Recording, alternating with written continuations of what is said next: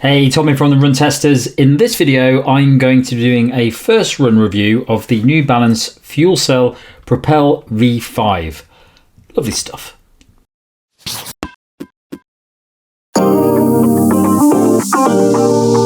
The New Balance Fuelcell Propel V5 costs £120 or $119.99. It weighs 265 grams or 9.3 ounces for men in a size 8 and the drop is 6mm.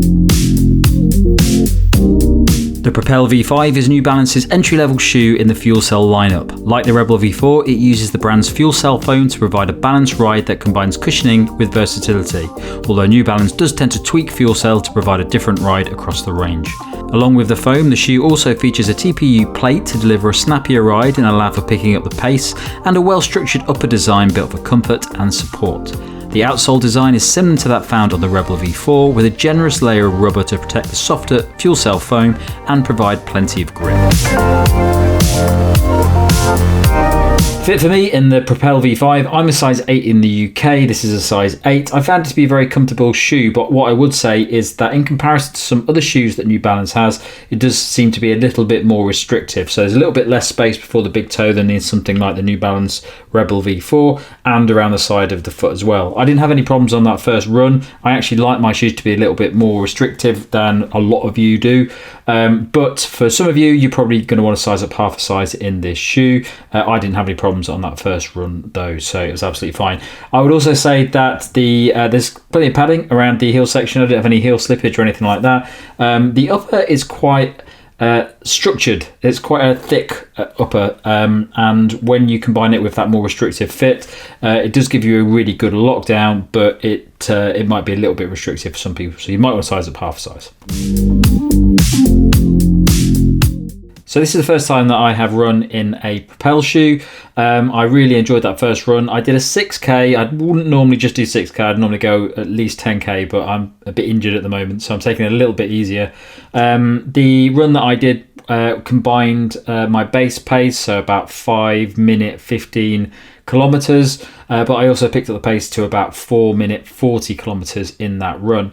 What I found about this shoe is it's a really interesting affordable shoe. So this is like the entry-level version of the Fuelcell range from New Balance, and having not tried it before, I didn't really know what to expect from it. It looks very much like the New Balance Rebel V4, which I have here. So there's a lot of similarities between these two shoes. The midsole foam, the outsole looks very similar, and the foam itself. So Fuelcell's a bit of a funny foam because there are lots of shoes in the Fuelcell range, and there have been over previous versions of the shoe.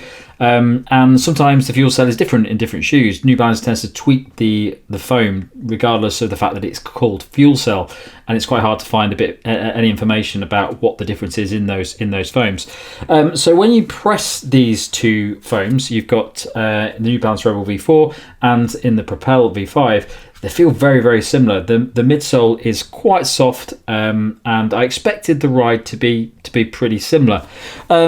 What I found about the Propel V5 is that it does feel quite soft. When you land on the heel section, there's a nice little bit of softness, a little bit of bounce back from it as well.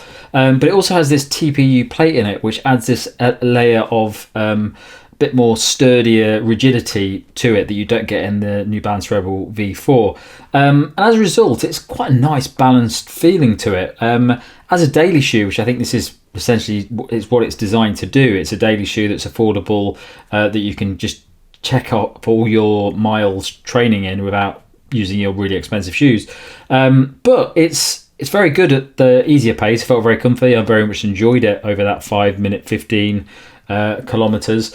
But there's a little bit of versatility in this shoe as well. I think that midsole foam in combination with the TPU plate does give you a little bit of propulsion. It's definitely a nice bit of softness in it as well. I think it's a really, really good shoe, and for the price, it's one that I'm really looking forward to testing, because it's not often that we find shoes that are that cheap that deliver the sort of versatility that I think we're going to get from this shoe. I've only done one run in it so far, so I'll hold a lot of my thoughts until the full review. But it definitely feels like there's something about this shoe that I wasn't expecting off the back of that run. So as I say, when you land on the heel section, you can feel the softness in that Fuelcell midsole foam. There's a little bit of softness in the forefoot as well, not as much as in that heel. I could only really feel it majorly in that heel. But when you pick up the pace, it does have a little bit of pop in it as well. It's a really interesting daily shoe.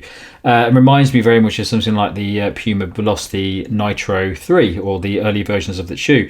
It's almost similar in price to that shoe as well. So it's about £10 more than the Puma Velocity Nitro 3. And I think it's delivering a very similar sort of thing, although it does have this TPU plate in here, which does offer a little bit more rigidity when you're out running in it. So it's a really interesting shoe, £120 in the UK, and it is definitely something that there's not many shoes that come out at that price that offer this sort of interesting versatility that I'm getting from this shoe. So other things I would say about it is that the upper, it's quite a structured upper. It's quite thick, so you're not getting that sort of stretchy design that you get in some shoes. It's definitely a bit thicker than what you get in the New Balance Rebel V4. And there's a nice bit of padding around it as well, which is good if you're looking for a daily comfortable shoe. Other things I would say is the outsole. Really like the outsole on it. I'm a big fan of the outsole on the New Balance Rebel V4. I'll show you it here. Very similar outsole on both of these shoes. And grip seemed to be absolutely fine on that run I did. I was running on road, but I also ran on some hard compact mud paths, a bit of gravel, stuff like that, and it felt absolutely fine. Haven't had any wear. I have only done 6k in it. So overall, that first run, very impressed by this shoe. I had heard things about the previous version. I think the previous version, the V4 of this shoe, is pretty similar to what you're getting here. The design of it in terms of how it looks and the outsole is a little bit different. It's been updated, but overall I don't think there's any major updates to the shoe. I know the previous Propels before the V4 were very different than this. I don't think they had a plate in there, TPU plate in them either. So it's quite similar to the previous version of this, but I really enjoyed that running it. I'm looking forward to doing a lot more in it, and I think this may be a big player coming up this year. So when we do our budget categories in best shoes, things like that, this is definitely a shoe that I would say would fit into that. I know it's not the cheapest shoe in the world, but in comparison to a lot of the other ones out there, £120 is very, very good for a solid daily versatile trainer. So very much looking forward to testing this out a bit more, and I think it's going to be an interesting one as I get to the full review.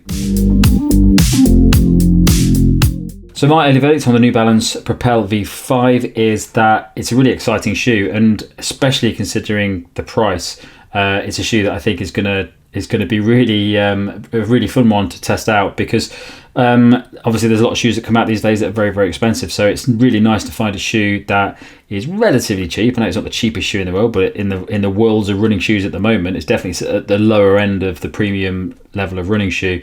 It's got a lot in common with things like the New Balance Rebel V4. It's got TPU plate in it, which adds a little bit more support, stability, and a bit more rigidity, so you can pick up the pace a bit more and get a bit more responsiveness. And all in all, it's a really solid feeling shoe. It's a little bit heavier than what you're going to get from something like the New Balance Rebel V4, but it's a daily shoe. It's a shoe designed for clocking up those miles. It's probably not going to be your race shoe, but it is a solid shoe for just churning out miles and giving you a little bit of versatility as you're doing it. So really, really impressed on that first run. Definitely think this is a shoe that I'm going to enjoy testing, and looking forward to seeing if it really is good as I think it is based on that first run. Okay, so that's it from me on this first run on the New Balance Propel V5. Thanks a lot for watching. Don't forget to like, subscribe, click the little bell, and if you're going to catch below, you can find a link to our podcast, which comes out a couple of times each month. Thanks a lot for watching. Catch you next time.